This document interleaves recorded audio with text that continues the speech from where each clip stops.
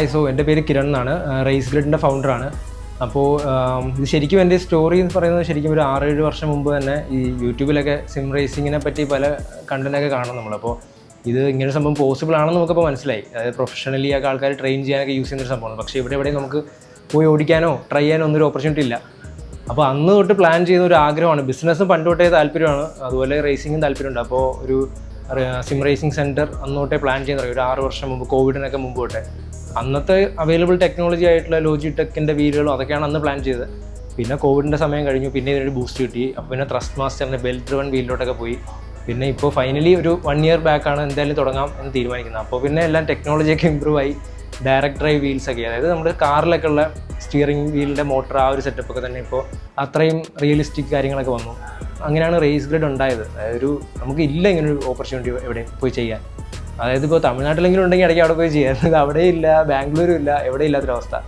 അങ്ങനെ ഞാൻ സ്റ്റാർട്ട് ചെയ്യുമ്പോൾ നമ്മളിപ്പോൾ ശരിക്കും ഇവിടെ ഇപ്പോൾ ഒരു റേസ് നടക്കുകയാണ്. ഇപ്പോൾ ഒരു റേസ് ഇവൻ്റ്, അതായത് ടീം റേസ്, ശരിക്കും ഗോ കാർട്ടിങ്ങിലും ഒക്കെ നടക്കുന്ന ടൈപ്പ് എൻഡ്യൂറൻസ് റേസ് എന്ന് പറയും.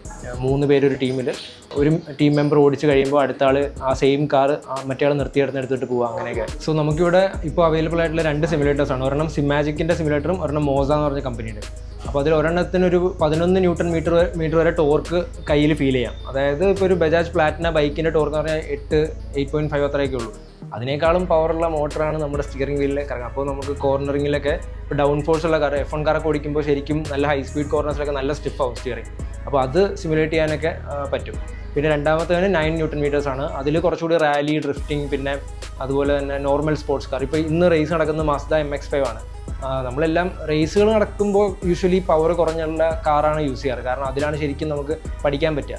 പവർ കൂടുതലുള്ള കാർ ആൾക്കാർക്ക് ആ ഒരു നോവൽറ്റിക്ക് വേണ്ടി ഓടിക്കാമെന്നുള്ളതാണ്. പക്ഷേ നമുക്ക് സ്കിൽസ് ബിൽഡ് ചെയ്യണമെന്നുണ്ടെങ്കിൽ സ്ലോ കാർ തന്നെ ചെയ്യണം. അപ്പോൾ അതുപോലുള്ള സ്പോർട്സ് കാർസിന് പറ്റിയ റൗണ്ട് വീലാണ്. പിന്നെ വേറെ ഡ്രിഫ്റ്റിങ്ങിന് റാലിക്കും ഒക്കെ ഇതുപോലുള്ള, ഇത് റിയൽ കാറിൻ്റെ ഒരു വീലാണ്, ഡീപ്പ് ഡിഷ് വീൽ എന്ന് പറയും, ഉള്ളിലേക്ക് കയറിയിട്ടുള്ള. ഇതിൽ മോസയുടെ ക്വിക്ക് റീസ് സെറ്റ് ചെയ്തിട്ടുണ്ട്. അപ്പോൾ നമുക്ക് 2 സിമുലേറ്ററിലും നമുക്കിത് യൂസ് ചെയ്യാൻ പറ്റും.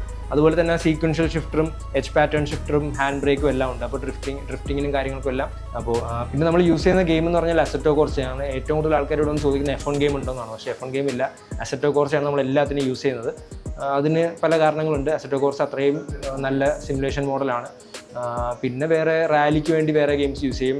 ഡേർട്ട് റാലി, WRC, പിന്നെ റിച്ചാർഡ് ബേൺസ് റാലി.